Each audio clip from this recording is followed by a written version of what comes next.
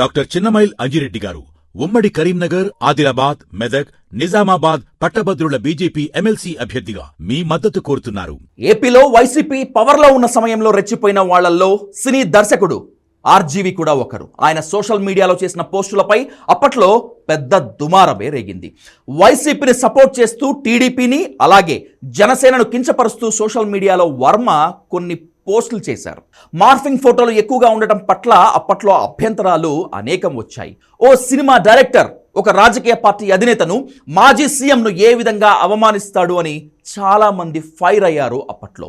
ఇక కూటమి సర్కార్ అధికారంలోకి వచ్చిన తర్వాత రామ్ గోపాల్ వర్మకు చుక్కలు చూపించడం ఖాయమని అందరూ ఎదురు చూశారు. అయితే అనూహ్యంగా రామ్ గోపాల్ వర్మ అరెస్ట్ నుంచి తప్పించుకున్నారు.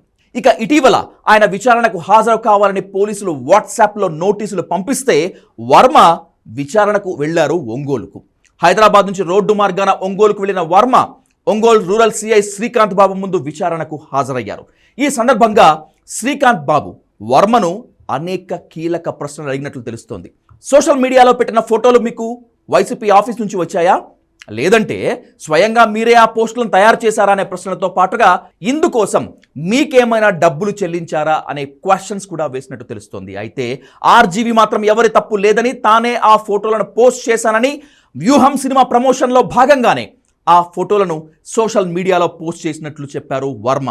ఇక వైసీపీ నేతలు ఎవరూ తనను ఫోటోలు పెట్టమని కానీ పోస్టులు చేయమని కానీ ఎప్పుడూ అడగలేదని, వాళ్లతో తనకు స్నేహం మాత్రమే ఉందని, తానెప్పుడు డబ్బుల కోసం అలాంటివి చేయలేదని చెప్పుకొచ్చారు వర్మ. ఇక పోలీస్ విచారణకు ముందే ఎందుకు హాజరు కాలేదు అనే ప్రశ్నకు ఆరోగ్యం సహకరించలేదని, తన వ్యక్తిగత పనుల కారణంగా బిజీగా ఉండటం వల్లే విచారణకు హాజరు కాలేకపోయారని చెప్పినట్లు తెలుస్తోంది. ఇక వైసీపీ నేతలు ఎవరైనా మిమ్మల్ని వ్యూహం సినిమా సమయంలో కలిశారా అనే ప్రశ్నలకు వర్మ సమాధానం దాటవేసినట్లు సమాచారం. దాదాపు 40 ప్రశ్నలను శ్రీకాంత్ బాబు అడిగినట్లు తెలుస్తోంది. అయితే పోలీసులు ఎప్పుడు విచారణకు పిలిచినా తాను హాజరవుతానని, వ్యక్తిగత పనులు ఉంటే ముందే తెలియజేస్తానని వర్మ చెప్పినట్లు వార్తలు వస్తున్నాయి. ఇక అరెస్ట్ సంగతి పక్కన పెట్టి విచారణకు ముందు వర్మ హాజరు కావాలని క్లియర్ కట్గా చెప్పింది హైకోర్టు. దీంతో రామ్ గోపాల్ వర్మ విచారణకు హాజరయ్యారు. ఇక విచారణకు వచ్చే ముందు వైసీపీ నేతలు చెవిరెడ్డి భాస్కర్ రెడ్డి అలాగే బూచేపల్లి శివప్రసాద్ రెడ్డితో మాట్లాడారు వర్మ. హైదరాబాద్ నుంచి వస్తున్న వర్మను వాళ్ళిద్దరే రిసీవ్ చేసుకొని విచారణకు పంపించినట్లు సమాచారం. దీనికి సంబంధించినటువంటి ఫోటోలు కూడా వైరల్ అవుతున్నాయి సోషల్ మీడియాలో.